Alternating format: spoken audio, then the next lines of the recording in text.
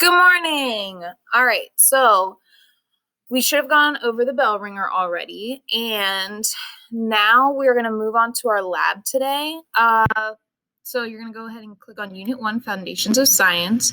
I want to remind you that Monday is our test, whether we're here or not, okay? So here's the study guide. It's extra credit. Do it, submit it. Extra points, easy peasy. Okay, so for today's activity, and remember, when we have this test, everything before then has to be handed in or it all becomes a 0. So make sure that you have your work done and it's submitted, and you will get points and you will pass. Passing equals points. All right, here we go. Earth System Science. You're going to do this Density and Convection Currents lab. Clickety-clack on that. We've already started it. We read through and we highlighted some things, such as a piece of lead is heavier than a piece of wood of the same volume.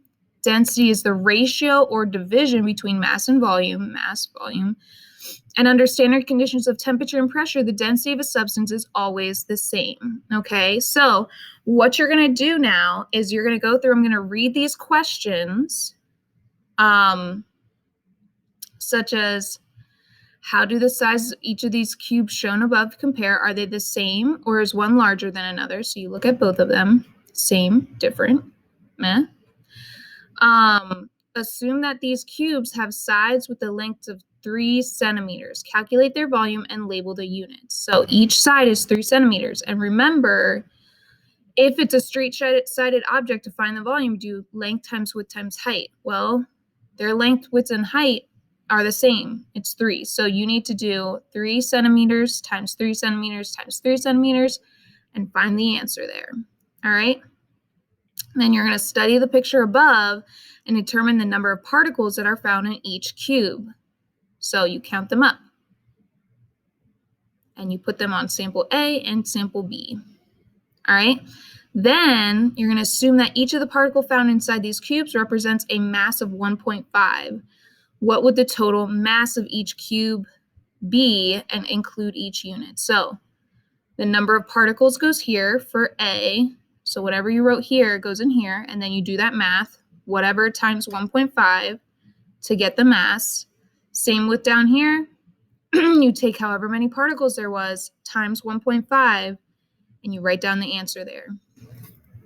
Then it says, finally calculate the densities of each cube using the density equation for mass and volume and the values that you have just determined. So remember, it's mass over volume. So for sample A, you're taking mass, whatever you got here, putting it in here, divided by the volume, which is what's up here in number 2. So this goes right here, divided by whatever your answer was for number 2. You divide them, putting mass in first, to get the number and the unit. You do the exact same thing with sample B. You take the mass that you found here, you put it in here, and you divide it by the volume, which again was number 2. We put it right there.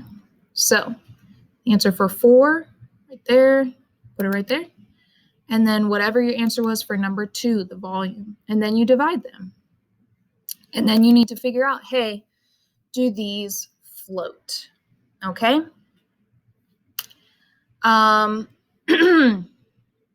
We'll be going over the answers for that. And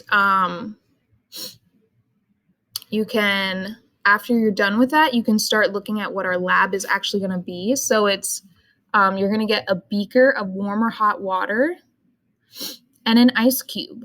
Okay. And you are going to look at where the colorful water is going. It's down there. Okay. And then we're actually going to do it. Okay. Then you have questions that go with it. And then we're going to talk about convection cells. Okay. All right. Do those pre-lab questions.